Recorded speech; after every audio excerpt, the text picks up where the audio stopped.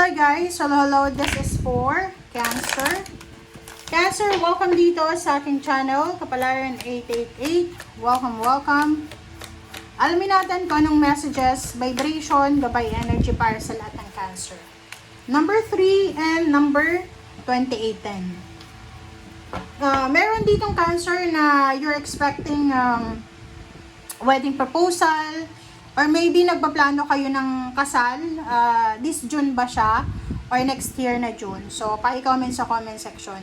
Maybe, you're expecting na magpo-propose na yung person mo, or nag-expect ka siguro na magkaroon ng selebrasyon sa buwan na to.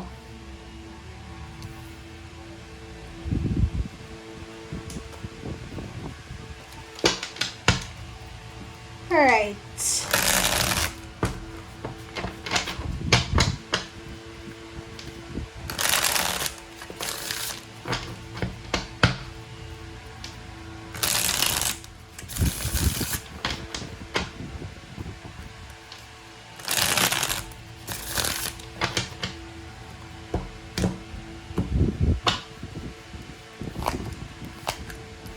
Alright, so number 5, Hierophant and 2 of Wands.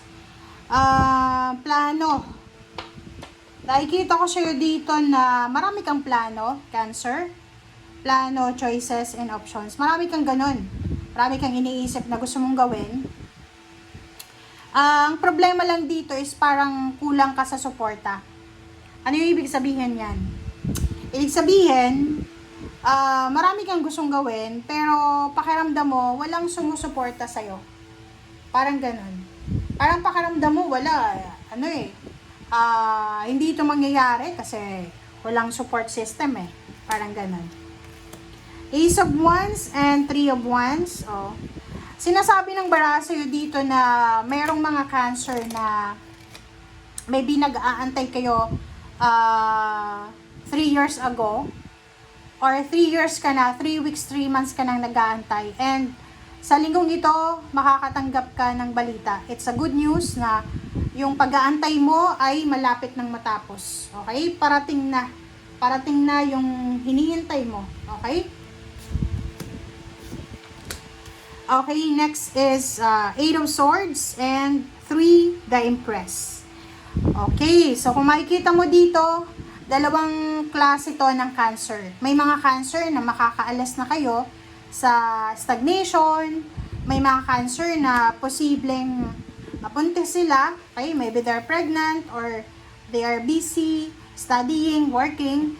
And posibleng meron silang gagawin sa buwan ng Hunyo para, di ba, like for example, kung nagtatrabaho ka, nag-iipon ka, and then nakapag-ipon ka na, posibleng simulan mo na yung construction ng bahay mo, yung pagbili mo ng sasakyan, pag-launch ng business, parang ganun. So, ang nakikita ko sa'yo dito, yung matagal mo nang hinihintay na posibleng nagdala sa'yo ng sobra-sobrang restrictions, delays, ay posibleng darating na, mangyayari na siya.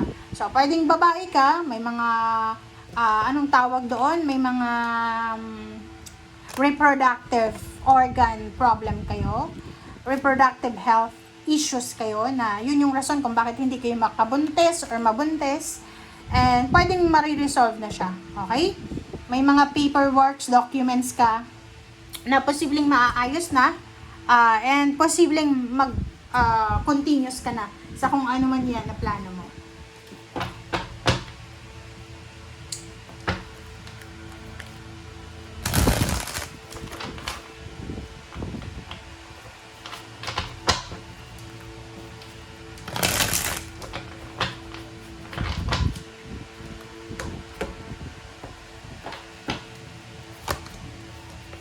Okay, first 2 cards natin, Cancer, is Queen of Cups and 7 of Cups. So, sinasabi ng bara sa'yo dito na sa linggong ito, since this is the first week of June, medyo kalmado lang. So, yung situation mo medyo kalmado.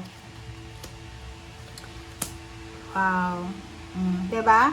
Sabi ng baraha dito, if you're looking for a job, kung may mga options ka na pinagpipilian, sinasabi ng bara sa'yo dito na marami kang makikita na options and choices na pwedeng magdala sa'yo ng financial prosperity.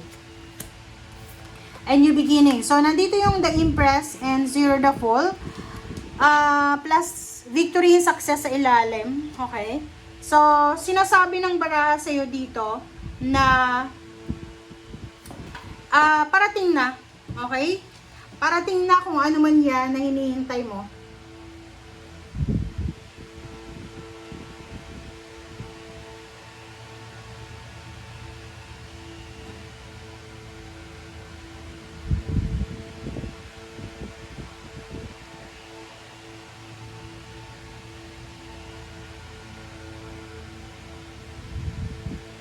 Okay, sorry guys.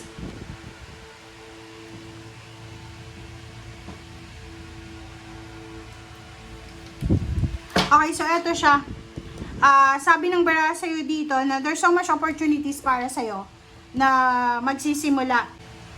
Okay, so yun. Kung makikita mo sa baraha mo, yung Zero the Fool tsaka the Empress, pareho lang naman sila na sinasabi ng baraha na kung gusto mo daw na magkaroon ng bagong buhay, magkaroon ng mga bagay-bagay na inaasama-sama mo, kailangan marunong kang sumugal. Hindi ito yung pagsusugal guys na bisyo. Okay? Sumugal ka sa sitwasyon. Take a risk. Like for example, kung nasa Pilipinas ka, tapos hindi ka masyadong kontento sa sweldo mo, pwede kang mangibang bansa para itry. Okay, sabihin natin, okay, hindi ko kaya kasi may anak ako, ganyan, ganito. Susugal ka nga, 'di ba? Kasi kung gusto mong magsimula, gusto mong makapagsimula ng bagong buhay, talagang magsa-sacrifice ka. Okay? Dito sa Two of Wands, tsaka sa Eight of Swords, sabi ng baraha, lahat daw ng mga restrictions, lahat ng mga stagnations, meron yan na meron na choice. So, hindi rason yung sasabihin ako, matanda na ako, wala akong pera, wala akong pinag-aralan. So, sabi ng baraha sa'yo dito, you need to be strong, you need to be courageous, sa lahat naman yan. Okay? Lahat ng paghihintay mo, lahat ng mga sacrifices mo, sufferings mo, may kapalit yan. Okay? May kapalit yan na tagumpay. Okay? May kapalit yan na tagumpay, may kapalit yan na success. Okay? So, wag kang mawala ng pag-asa.